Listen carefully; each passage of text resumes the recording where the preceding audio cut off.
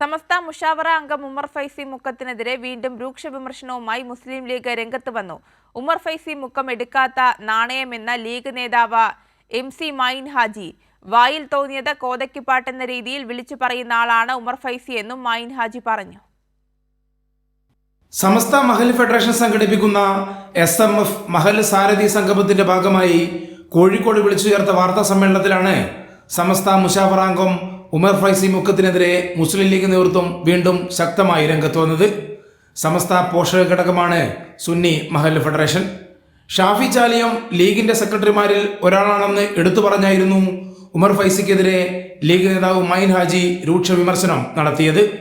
ഉമർ ഫൈസി മുക്കം ഇപ്പോൾ ഒരു എടുക്കാത്ത നാണയമാണ്. വായി തോന്നിയത് കോതക്ക് പാട്ട് എന്നുള്ള നിലയിൽ തോന്നിയത് വിളിച്ചു പറയുന്ന ആളാണ്. അത് ഞങ്ങൾ അത്ര ഗൗരവത്തിലെടുക്കുന്നില്ല. ഇതൊക്കെ ഒറ്റപ്പെട്ട ശബ്ദങ്ങളൊക്കെ അവിടുന്ന് ഇവിടുന്ന് വരുന്നതൊക്കെ അവഗണിക്കാന്നല്ലാതെ അന്ന് അത്ര വലിയ വിഷയമാക്കേണ്ട കാര്യമില്ല. ബാഫയ്ക്ക് തങ്ങൾ മുതൽ ഹൈദർ അലി സിയാബ് തങ്ങൾ വരെയുള്ളവരുടെ പാരമ്പര്യം പറഞ്ഞിട്ട് കാര്യമില്ലെന്നും വഴിപിഴച്ചു പോയവരെ പരിഗണിക്കാൻ ആകില്ലെന്നുമായിരുന്നു ഉമർ ഫൈസിയുടെ വിമർശനം. ഇത് സാദിഖ് അലി സിയാബ് തങ്ങളെ ലക്ഷ്യം വെച്ചാണെന്ന് പറഞ്ഞാണ് ലീഗിലെ ഒരു വിഭാഗം ഉമർ ഫൈസിക്കെതിരെ നിരന്തരം വിമർശനം ഉയർത്തുന്നത്. കൈരളി ന്യൂസ്, കോഴിക്കോട്.